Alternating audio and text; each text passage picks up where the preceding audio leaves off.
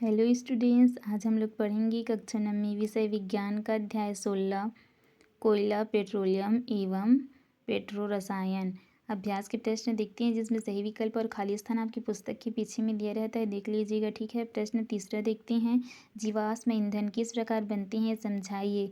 उत्तर है उच्च ताप एवं दाब पर ऑक्सीजन की अनुपस्थिति में जीव जंतु और वनस्पतियों के अवशेषों के रूपांतरण से जीवाश्म ईंधन बनते हैं। कोयला एवं पेट्रोलियम जीवाश्म ईंधन है।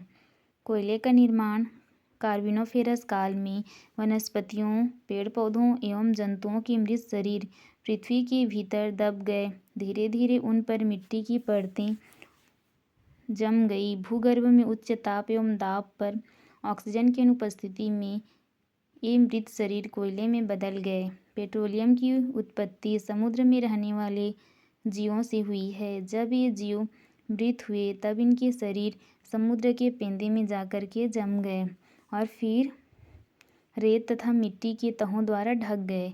लाखों वर्ष तक ऑक्सीजन की अनुपस्थिति में उच्च ताप एवं दाब पर मृत जीव पेट्रोलियम तथा प्राकृतिक गैस में परिवर्तित हो गए।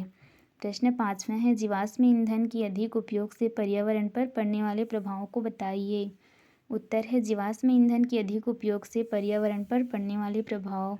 पहला है, ईंधन को जलाने से जो कार्बन डाइऑक्साइड उत्पन्न होती है उसका कुछ भाग तो हरे पेड़ पौधों द्वारा प्रकाश संश्लेषण में उपयोग कर लिया जाता है, परंतु ज़्यादातर भाग पौधा घर प्रभाव उत्पन्न करता है। इसके कारण पृथ्वी का तापमान बढ़ा रहा है। दूसरा है, ईंधन के दहन से उत्पन्न कार्बन मोनोऑक्साइड एक विषैले गैस है जो रक्त में पाए जाने वाले हीमोग्लोबिन में ऑक्सीजन की अपेक्षा तीव्रता से घुलती है। यदि कार्बन मोनोऑक्साइड की मात्रा रक्त में अधिक हो जाए तो मृत्यु तक हो सकती है। तीसरा है, तापीय संयंत्रों में कोयले के दहन से उत्पन्न होने वाली राख आसपास के क्षेत्रों में उड़ती है, उसे उड़न राख कहती हैं। यह फेफड़ों को संक्रमित करके सिलिकोसिस बीमारी उत्पन्न करती है जिससे फेफड़ों को क्षति पहुंचती है। चौथा है, ईंधन में पाए जाने वाले नाइट्रोजन तथा सल्फर दहन के पश्चात उनके ऑक्साइड में बदल जाती हैं, जिनके वर्षों के जल में घुलने के कारण अम्ल वर्षा होती है। प्रश्न 6वां है, जीवाश्म ईंधन का संरक्षण आवश्यक है, समझाइए। उत्तर है जीवाश्म ईंधन ऊर्जा का ऐसा स्रोत है जिसे बनने में करोड़ों वर्ष लगते हैं। दूसरी ओर इसके ज्ञात भंडार सिर्फ कुछ 100 वर्ष और चलने वाले हैं। हमें इसके दुष्प्रयोग को रोकने का प्रयास करना चाहिए। हमारे द्वारा इनके संतुलित उपयोग करने पर ही यह भव्य पीढ़ी के लिए उपलब्ध हो सकेगा, इसलिए जीवाश्म ईंधन का संरक्षण आवश्यक है। प्रश्न 7वां देखते हैं, पेट्रोलियम के प्रभावी आसवन से प्राप्त उत्पादन कौन कौन से हैं, इनके क्या उपयोग हैं। तो ये डायग्राम है, आप लोग भी बना लीजिएगा।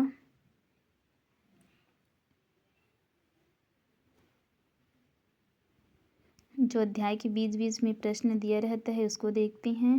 पहला है, जीवाश्म ईंधन किसे कहते हैं।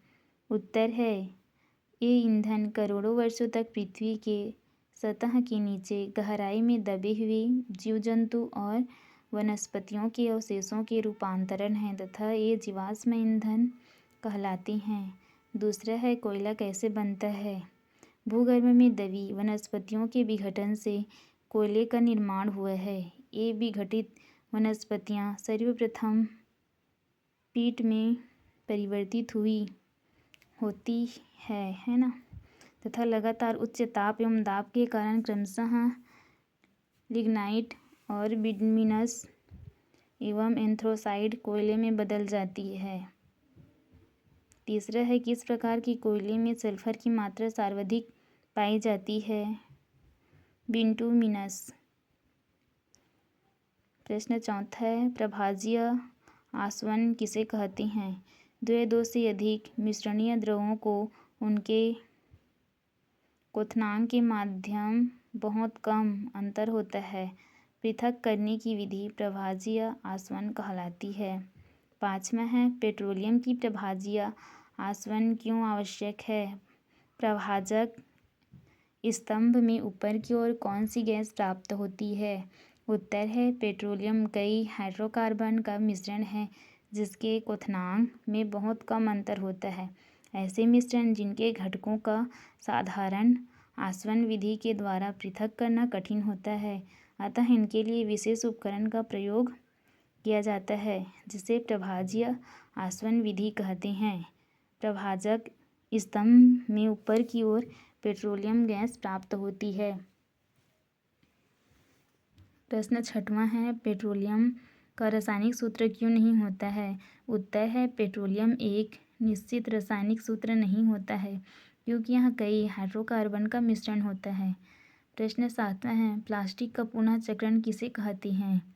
उत्तर है अनुपयोगी प्लास्टिक की वस्तुओं को उपयोगी उत्पादकों में बदलने की प्रक्रिया प्लास्टिक का पुनः चक्रण कहते हैं।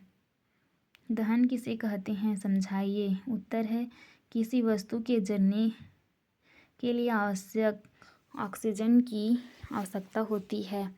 ऑक्सीजन की उपस्थिति में वस्तु का जलना दहन कहलाता है। दहन की प्रक्रिया में ऊष्मा निकलती है, अतः यह ऊष्माक्षेपीय अभिक्रिया है।